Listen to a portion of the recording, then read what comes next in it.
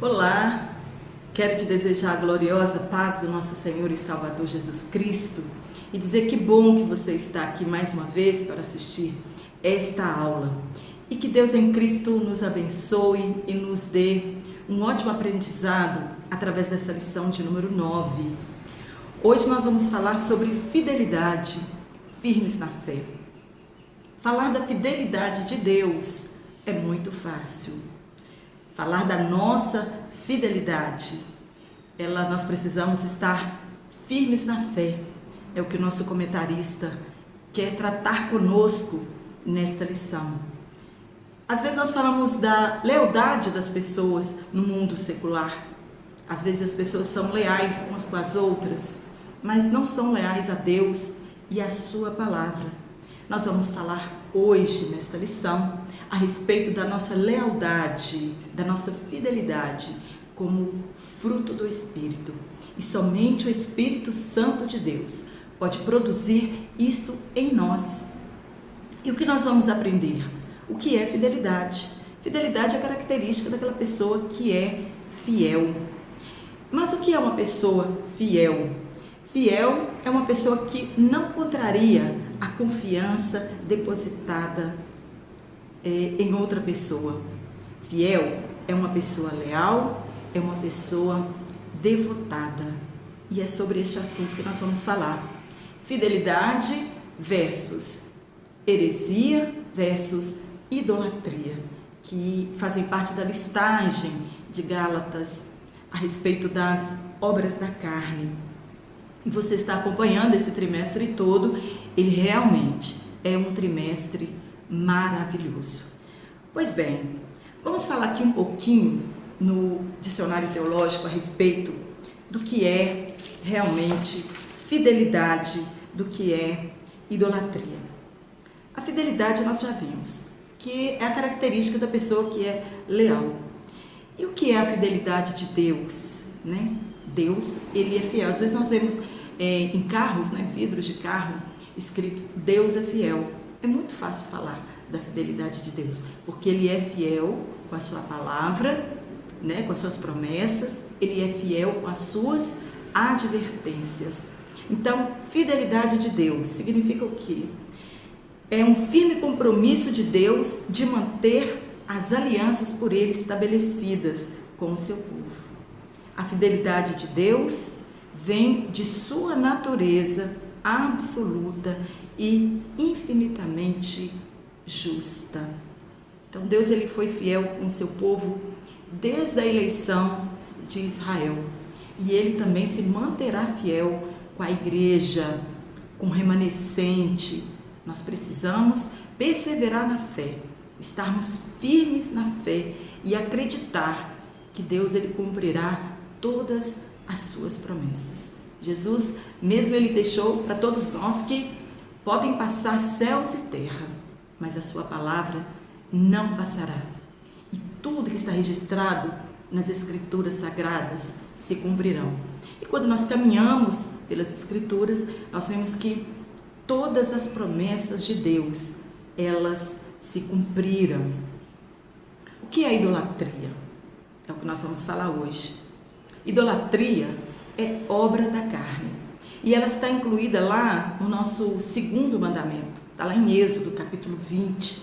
Você vai ver que Deus proíbe a comunidade judaica que servisse a outros deuses, que fizesse deuses com suas mãos, que se prostrassem diante de imagens ou que adorasse outro que não fosse o Deus Jeová. E a palavra idolatria, do grego eidolon, quer dizer imagem mais adoração. Mas pode ser a adoração excessiva por pessoas, por dinheiro, por casa, por carro, por trabalho, por um líder religioso. Nós podemos amar uma coisa mais do que Deus, já é idolatria. E às vezes as pessoas acham que idolatria é só adorar imagens de escultura, né? Se prostrar diante de outros deuses. E às vezes nós fazemos deuses em nossas vidas e não sabemos que estamos adorando outras pessoas. E tudo que supera o amor que nós temos a Deus, que nós devotamos a Ele, o único Deus, é considerado idolatria. Não podemos amar nada mais do que amamos a Deus. Não podemos adorar nada mais do que adorar a Deus. A avareza, neste sentido, é uma das piores idolatrias. Está escrito em Colossenses capítulo 3, versículo 5. A idolatria traz desgraça para a vida da pessoa.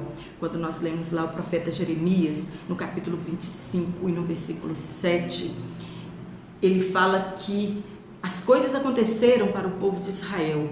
Eles atraíram tantas desgraças para a vida deles por causa da idolatria. E o salmista, ele escreveu: feliz a nação cujo Deus é o Senhor.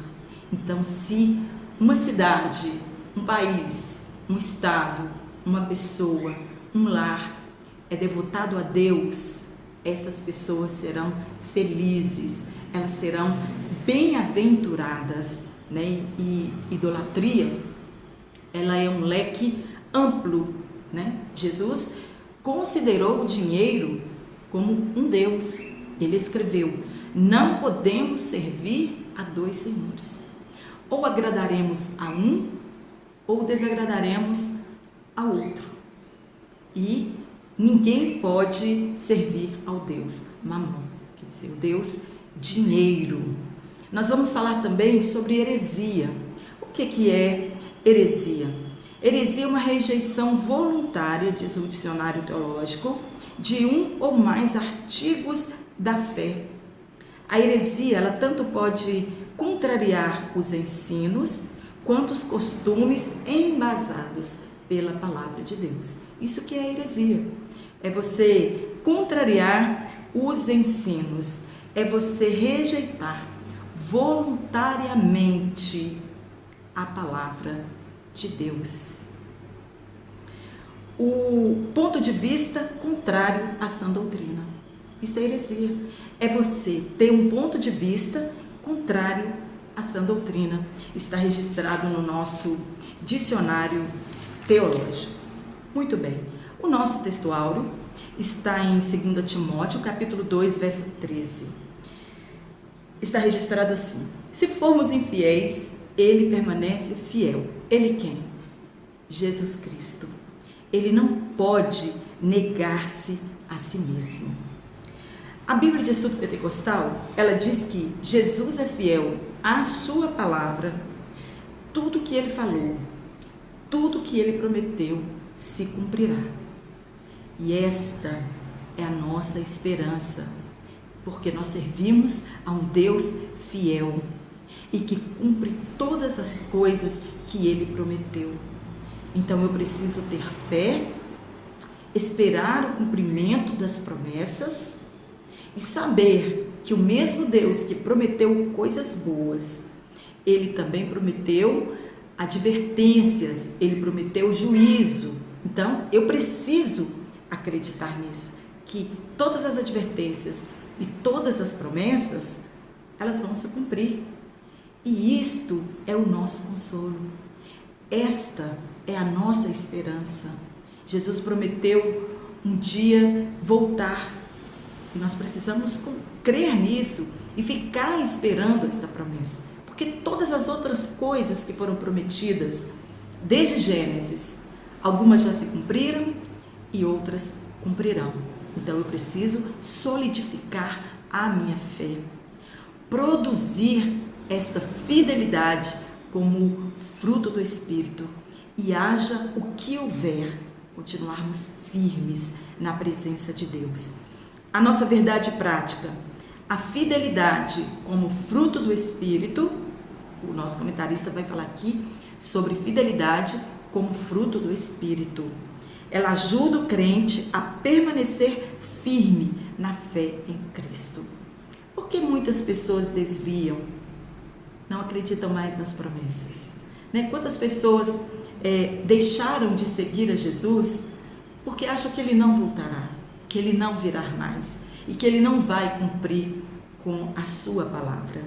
Mas quando nós produzimos a fidelidade como fruto do Espírito, haja o que houver, nós vamos continuar firmes, né? Construindo a nossa fé na rocha que é Cristo.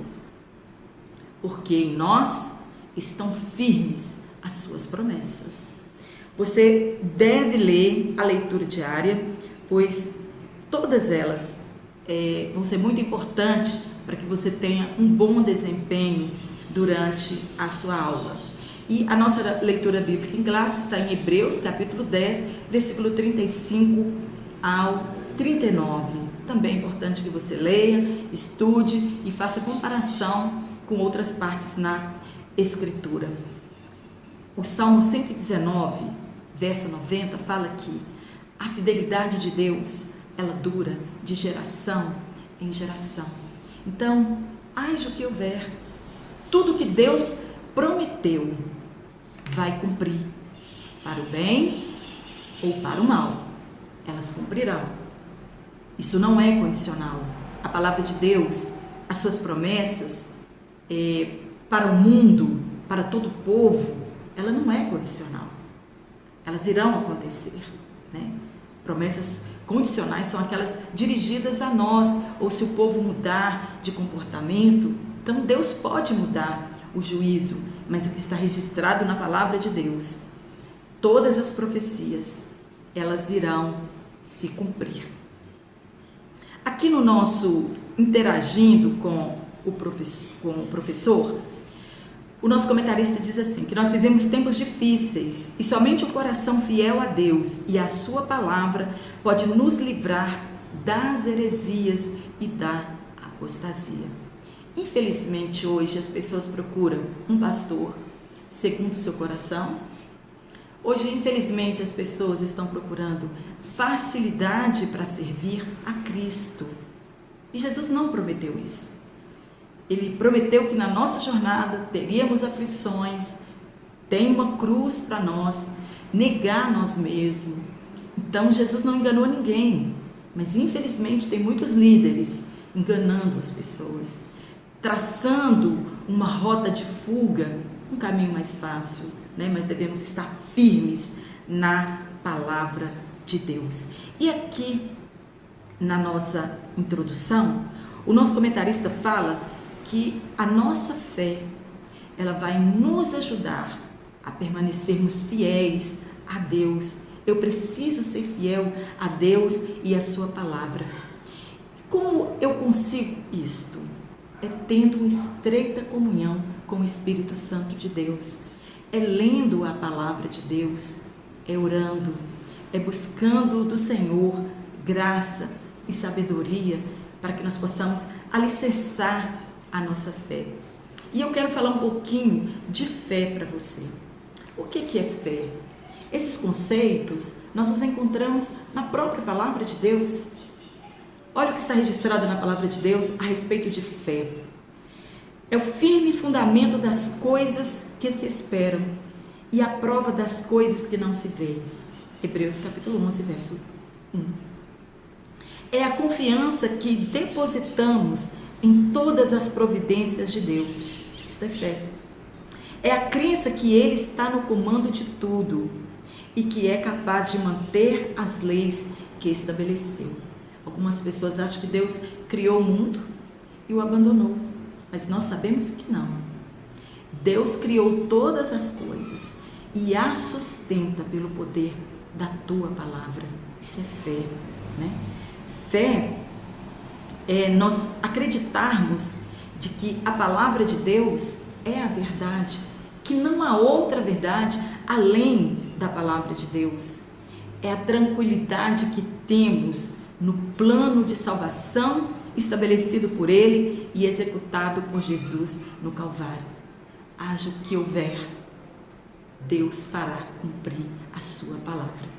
E eu preciso estar firme nestas verdades. Isto que é fé, é descansar em Deus e saber que tudo segue o curso que Ele traçou.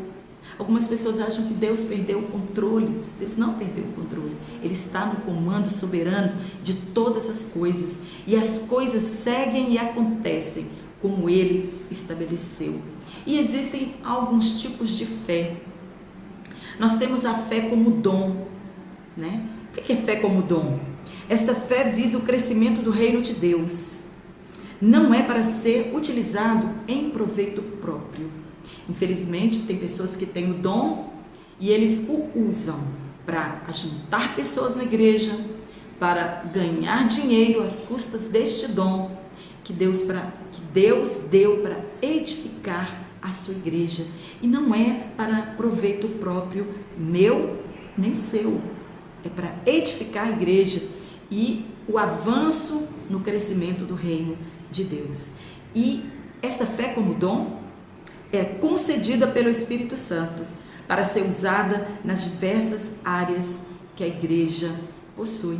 Nós vemos que tem a distribuição dos dons. Então, o que Deus te deu é para ser usado não para o seu proveito, mas para o crescimento da obra de Deus, para o crescimento do reino de Deus. Temos também a fé como fruto. A fé como fruto, é a mais alta confiança em Deus e desenvolvida a partir da nossa comunhão com o Espírito Santo. E esta fé, ela é constante. Nós vamos falar sobre ela ainda, Ela é paciente e ela independe das nossas circunstâncias. Está lá em Abacuque, capítulo 3, versículo 17 e 18. Pode faltar tudo, mas nós vamos continuar confiando em Deus. Abacuque escreveu a respeito disso, Pode faltar o fruto na vide, pode faltar tudo em nossas vidas, mas nós vamos conseguir manter esta fé como dom.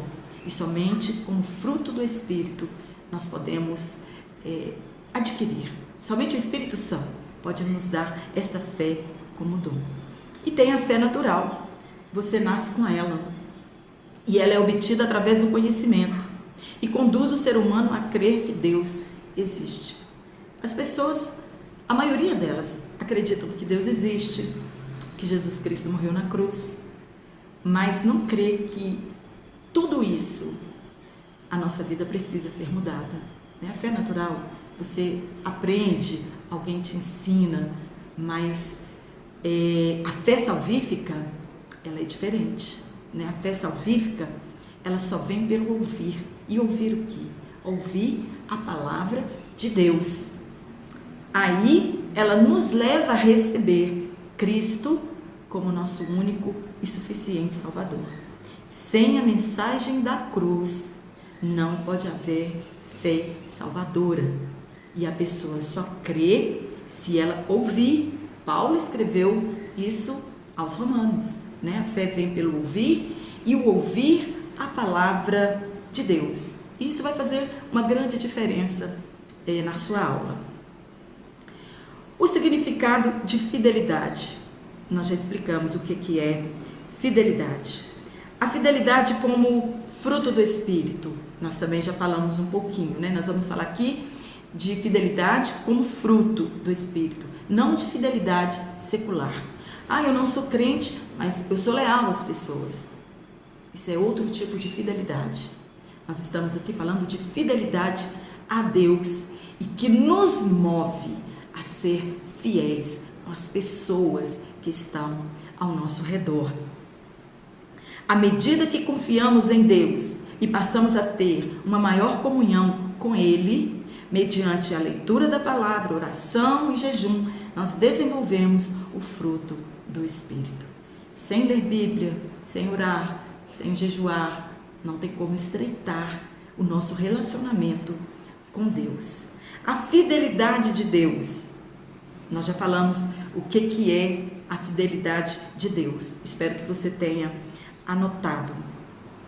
O Deus que é fiel, pela sua graça, nos salvou e nos deu uma nova vida, a fim de que tenhamos comunhão com Ele e com o seu Filho. A inimizade foi desfeita, hoje nós somos amigos de Deus e precisamos ser segundo o coração de Deus. Isso nos faz fiéis a Ele e à sua palavra. Como filhos de Deus e nova criatura, precisamos ter para com Deus a mesma atitude de lealdade que Ele tem para conosco. É o que eu disse. É muito fácil falar da fidelidade de Deus. Às vezes, quando nós estamos querendo uma bênção da parte de Deus, nós falamos, mas Deus, Ele é fiel.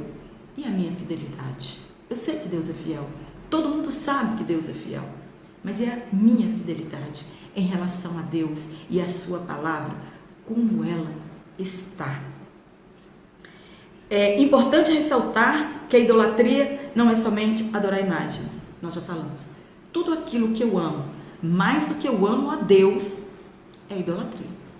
Tem gente que ama comida mais do que ama a Deus, né? O ventre dele é o Deus dele. O dinheiro dele é o Deus dele.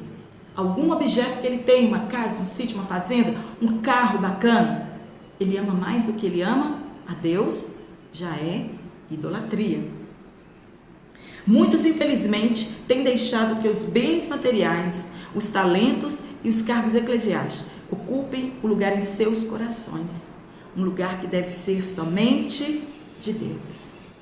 E que o Senhor nos livre de cometer tal loucura. Idolatria, heresia, é um perigo para a igreja da atualidade. Segundo ponto, a idolatria e heresia, um perigo à fidelidade. Olha, nós aprendemos que a idolatria foi erradicada do meio da comunidade judaica apenas depois dos 70 anos do exílio na Babilônia. Até ali aquele povo não tinha aprendido que eles tinham apenas um Deus e que eles não podiam adorar outro, que Deus não ia deixar isso sem julgamento e sem cobrar alguma coisa deles, para que eles voltassem para o verdadeiro Deus e saber que foi Ele que os escolheu, que os tirou da terra do Egito, e aquele povo era idólatra. Mas o exílio, os 70 anos de exílio, aquele povo aprendeu que eles tinham que adorar somente Jeová. O que é idolatria? Também nós já falamos. O que é idolatria, nós já falamos. É obra da carne. Está lá em Gálatas capítulo 5, versículo 20. E no Novo Testamento nós encontramos bastante listas, né, de obras da carne. Aqui é uma delas que o apóstolo Paulo escreveu. Ela é proveniente da falta de conhecimento das Escrituras e de Deus, pois quem conhece a Bíblia sabe que tal prática é condenada pelo Senhor. E nós temos aqui alguns versículos citados que você deve ler, que são muito importantes, né? É um aprendizado para nós e para a igreja. Nós vamos comentar aqui sobre Levítico, capítulo 26 e versículo 1, o que Deus manda para o seu povo. Não fareis para vós ídolos. Não fareis para vós ídolos. Aí está incluído líderes religiosos, cantores, pregadores, um ente querido. Não fareis para vós ídolos. Não levantareis imagem de escultura, nem estátua, nem de pedra na vossa terra para inclinar-vos a ela, porque eu sou o Senhor, vosso Deus. Em 1 Samuel capítulo 12, versículo 21, os deuses são chamados de vaidades e eles não podem livrar a ninguém. Quem pode livrar como o Senhor? Quem pode nos abençoar se não for o Senhor? Ele é o único Deus. É esta certeza que todas as pessoas precisam ter. Em Atos 15, 20, olha a decisão sábia de Tiago em Jerusalém, que os novos convertidos não precisavam circuncidar, né? Você já sabe da luta que foi, não concordavam a respeito desse assunto, uns achavam que os novos convertidos tinham que ser circuncidados, outros achavam que não, e o Espírito de Deus deu sabedoria a Tiago, e ele disse que não precisava circuncidar, mas abster-se das contaminações dos ídolos, né? Comida oferecida, sacrificada, que você sabe que é para um ídolo, então você não deve participar, você não deve comer. Aquilo que não vai dar glória para Deus, nós não podemos participar.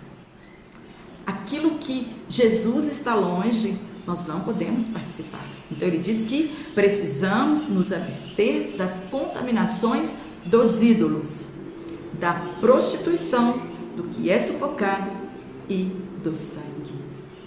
E João, em sua primeira carta, 5:21, diz: filhinhos, guardai-vos dos ídolos, né? Sai disso, foge disso, não fica nessa aí não, porque isso vai te levar na condenação eterna. Então guardai-vos dos ídolos.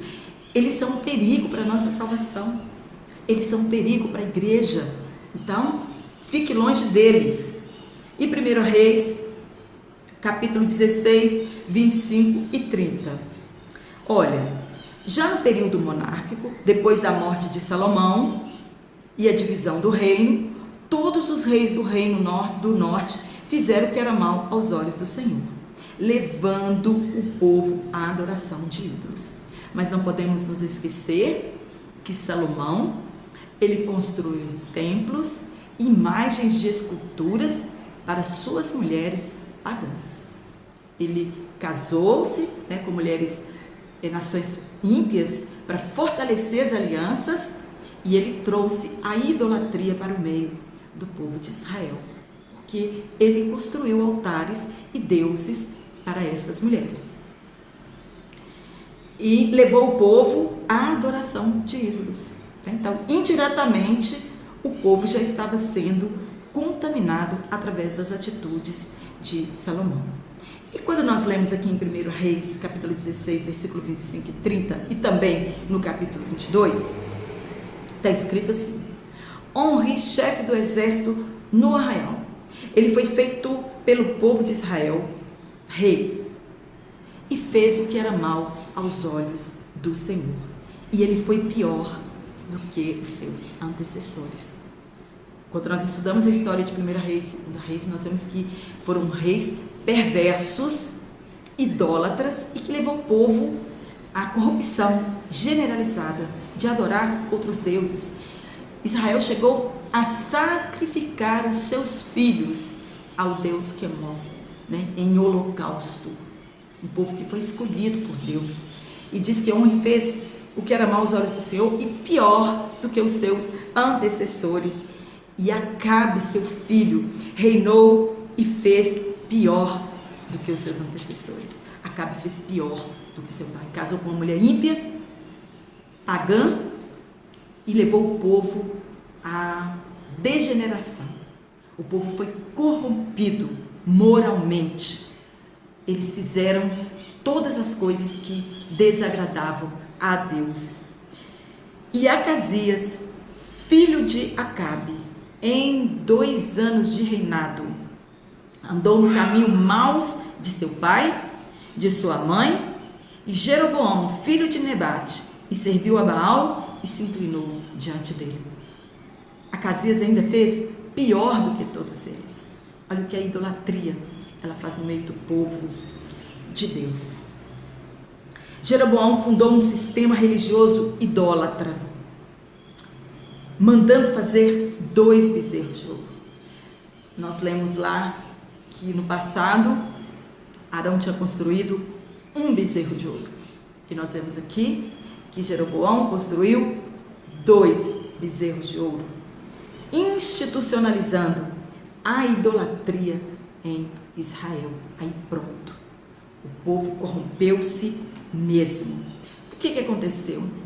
Jeroboão, por medo de que o povo voltasse para Roboão, ele não queria perder o poder, ele preferiu afastar-se de Deus e corromper a nação, as 10 tribos que tinha ficado com ele. Aí ele fez 2 bezerros de ouro e desviou o povo a subir para Jerusalém, para a verdadeira adoração. Ele não queria que o povo voltasse para Jerusalém, para fazer a verdadeira adoração uma vez ao ano. Ele ficou com medo das pessoas irem e ficarem, e ele perdeu o poder.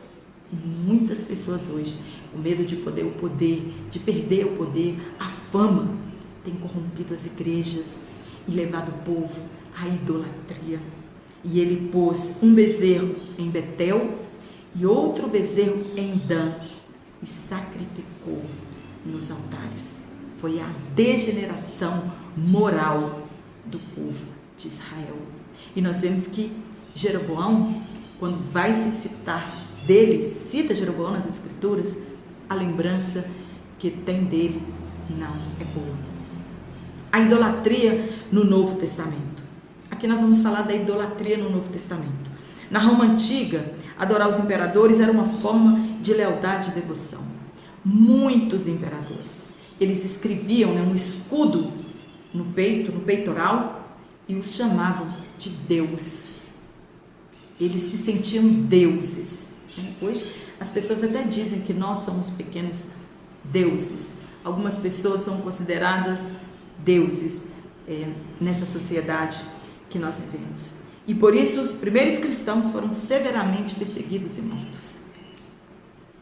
Eles eram lançados para os leões, azeite quente, porque eles não se prostravam.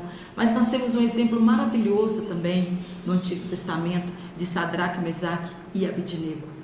Eles renunciaram a se prostrar diante do imperador daquela época, do rei daquela época, e não se curvaram.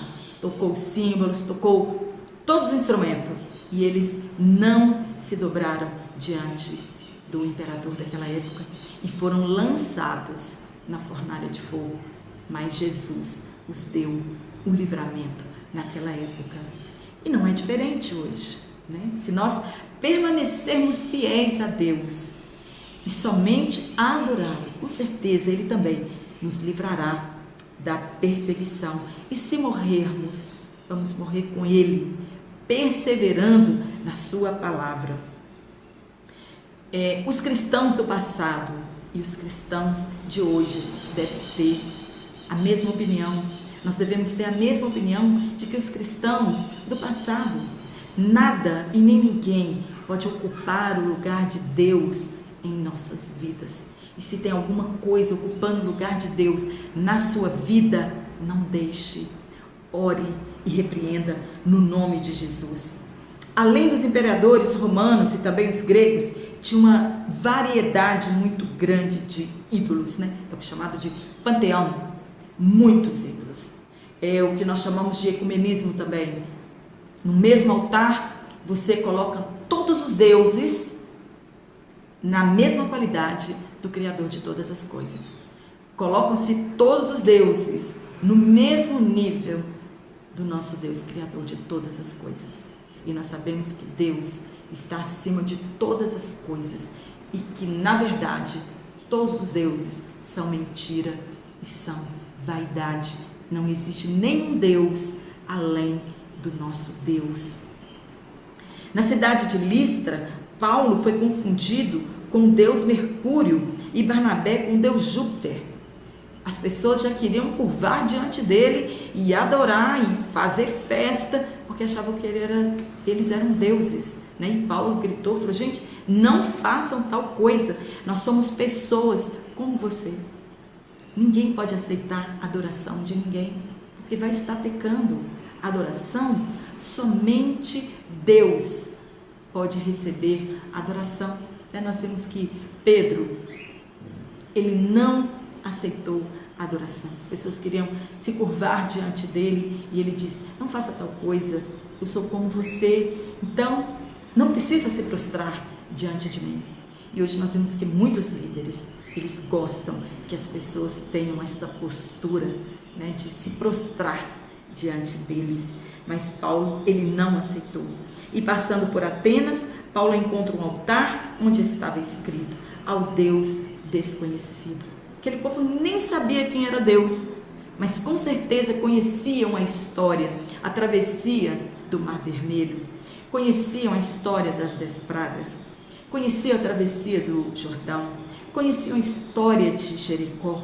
Então fizeram um altar para este Deus, mas eles não veneravam, eles não adoravam e eles não conheciam. eles mesmos não tinham esta experiência pessoal com Deus, Criador de todas as coisas. Contudo, tanto no Antigo Testamento quanto no Novo, a idolatria, ela é condenada. Todos nós já sabemos disso, mas infelizmente nós não colocamos em prática. Muitas pessoas não colocam em prática aquilo que ele já sabe de antemão. Ele sabe que se ele continuar adorando outra coisa que não seja Deus, ele não herdará a salvação. O que significa heresia? Já falei para você no início o que significa heresia. Na verdade, nós precisamos de homens como Paulo, que não usavam de engano nem de fraudulência. Paulo não queria adoração para ele. Paulo não queria fama, não queria sucesso, não queria ganhar dinheiro às custas do evangelho, né? Ele não queria estar em todas as mídias. Paulo, ele queria pregar o evangelho. Ele queria que as pessoas aceitassem a Jesus como Senhor e Salvador da sua vida. Contudo, pois as heresias só podem ser rechaçadas, quer dizer, elas só podem ser repelidas, resistidas, confrontadas, como? Pelo conhecimento bíblico. E o nosso comentarista, ele diz assim: hoje é preciso investir mais no ensino sistemático, as escrituras sagradas, da escritura sagrada, pois só assim nós vamos poder resistir às heresias e evitar que as pessoas se apostatem da fé. Mas o que é um ensino sistemático? Ele é diferente de um ensino temático, né? Hoje a maioria dos preletores, eles escolhem um tema e a partir do tema eles buscam apoio bíblico. Mas o ensino sistemático, ele é diferente. Você busca da palavra de Deus e ensina cronologicamente, né? Informam as pessoas, né? Dá uma base sólida para a pessoa. Porque se você ficar ouvindo um tema hoje, um tema amanhã, um tema depois da manhã, você não vai ter base sólida da palavra de Deus. Você não vai conhecer a palavra de verdade. Então, as igrejas, elas precisam ter um ensino sistemático, para te dar uma base sólida e que permite a compreensão das escrituras. Se o aprendizado não for assim, ninguém tem condição de aprender as escrituras por completo. É livro por livro, né? Nós devemos evitar o ensino temático. Mas o ensino, ele tem que ser sistemático.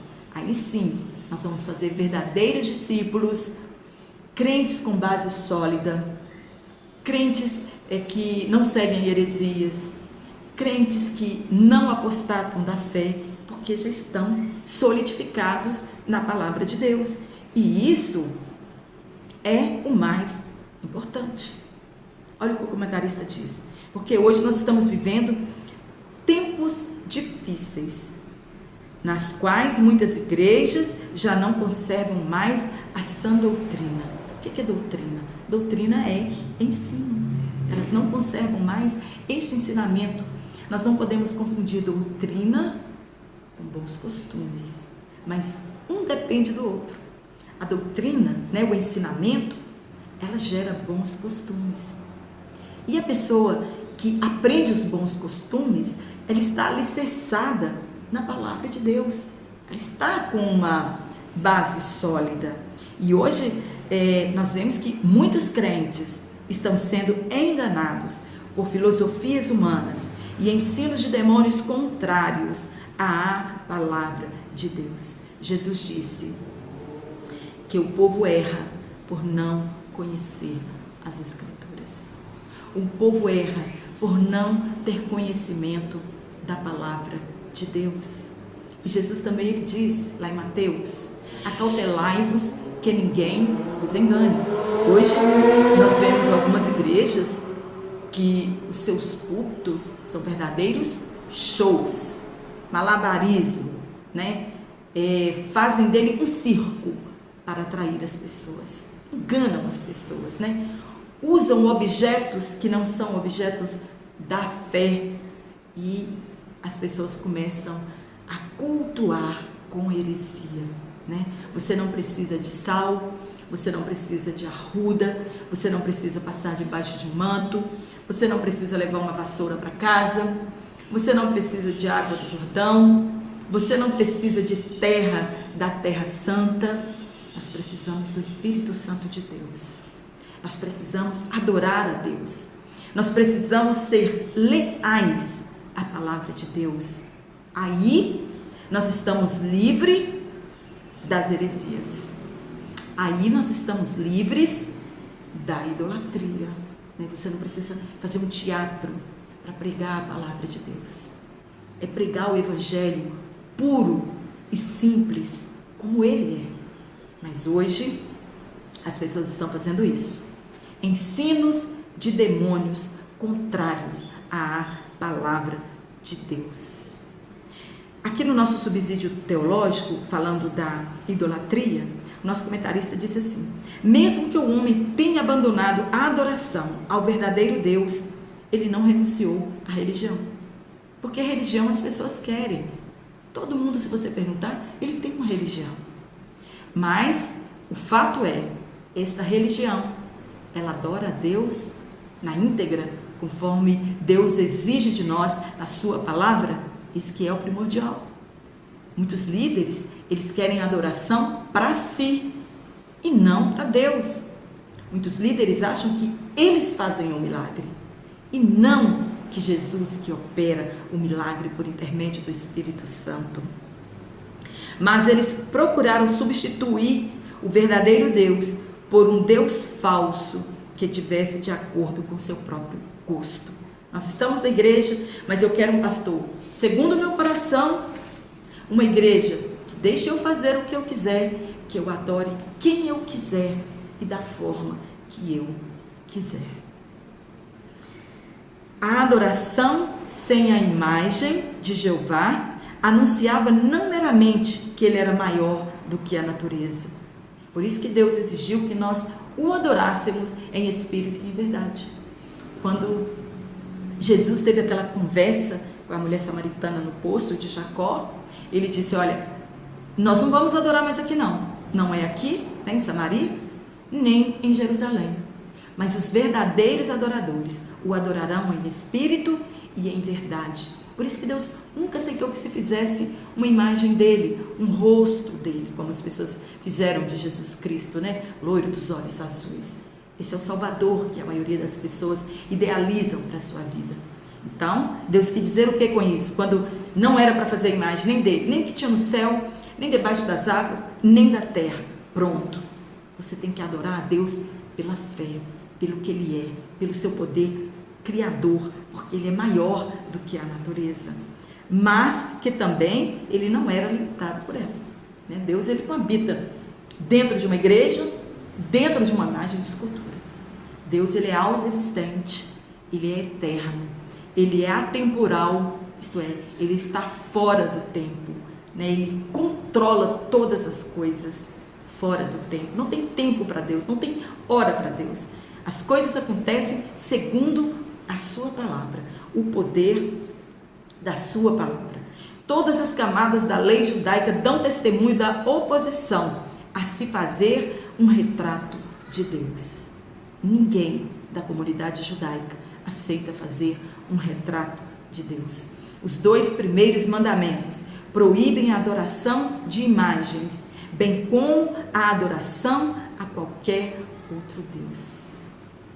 Quando nós lemos os 10 mandamentos da Igreja Católica, eles omitiram fazer imagem de escultura, né? Quando nós lemos em algumas citações, eles omitiram esta passagem de fazer imagens de escultura. Eles falam que eles não adoram outros deuses, que eles apenas veneram, que dá no mesmo. Deus não admite isso. A idolatria, ela era classificada como ofensa de Estado e cheirava a traição, devendo ser punida com a morte. Deus não aceita que ninguém tome o seu lugar, nem no seu coração e nem no poder criador. Ele é único. Terceiro ponto, sejamos fiéis até o fim. Somente aquele que perseverar até o fim.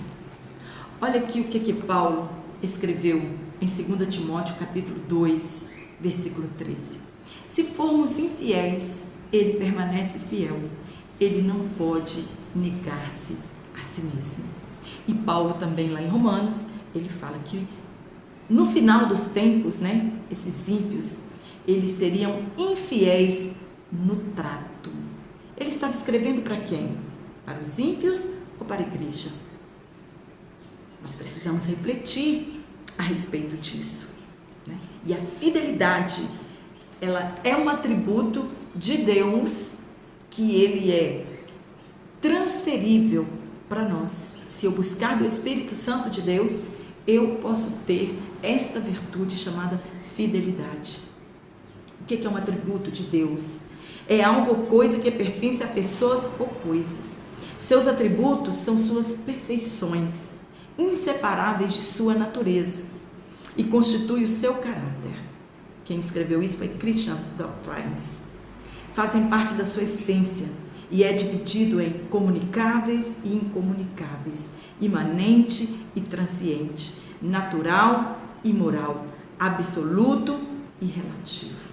Então, Deus é Deus, Ele não muda, nele não há sombra de variação. Li algo que eu achei lindo, diz que a oração não muda a Deus, porque as nossas orações, elas têm de ser feitas segundo a vontade de Deus. Então, eu quero muito algo de Deus, mas se aquilo não está no plano de Deus, Ele não vai mudar de atitude, porque eu desejo tanto aquilo, porque Ele é fiel à sua palavra, e à sua promessa. Então, precisamos ser fiéis até o fim. Quando nós lemos as cartas para as igrejas da Ásia, Jesus ele sempre fala a respeito da nossa fidelidade, da nossa perseverança até o fim.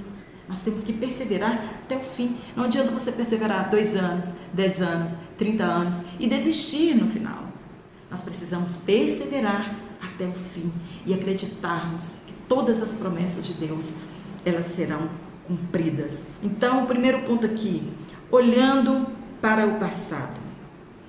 O propósito era que eles não se esquecessem das bênçãos que já haviam recebido da parte de Deus e dos muitos combates e aflições que enfrentaram e saíram vitoriosos. Às vezes, quando acontece uma coisa ruim hoje comigo, eu esqueço de todas as promessas que Deus me fez e cumpriu na minha vida de ontem para trás. Hoje já é suficiente para eu desacreditar nas promessas de Deus. O Senhor também cuidaria dos seus servos, dando-lhes novamente força e vigor para permanecerem fiéis até o fim. Está fraco? Busque estreitar o seu relacionamento com Deus, estreitar a sua comunhão com Ele. A fé que recebemos como fruto do Espírito nos ajuda a continuar firmes e fiéis a Cristo diante das circunstâncias contrárias. Temos fé, perseverança, independente das circunstâncias. Não desanime. Esse é o ultimato para nós. Qual a fé que nos ajuda a permanecer fiéis? Já fomos justificados perante Deus pela nossa fé em Jesus. O que é ser justificado? Vou te dar um exemplo e você vai entender como nós somos justificados diante de Deus. Trazer para um exemplo secular e vai ficar mais claro para você. Você trabalha em uma empresa, você adoeceu e precisou faltar, mas você tem que abonar a sua falta. Então você leva um atestado. Você realmente faltou, mas o seu atestado abonou a sua falta. Então você não vai perder o dia. Eu quis dizer que você foi justificado por intermédio do seu atestado. E nós também fomos justificados por Cristo. Quando nós aceitamos o sacrifício de Jesus, os meus pecados foram perdoados, eles não foram apagados, eles foram perdoados, eles não foram encobertos, eles foram perdoados. Aí nós somos justificados diante de Deus. Tem a falta? Tem, mas tem o perdão. Tem o sacrifício de Jesus que abona todos os meus erros que eu cometi antes de conhecer a Cristo. Então, nós já fomos justificados pela nossa fé em Jesus Cristo.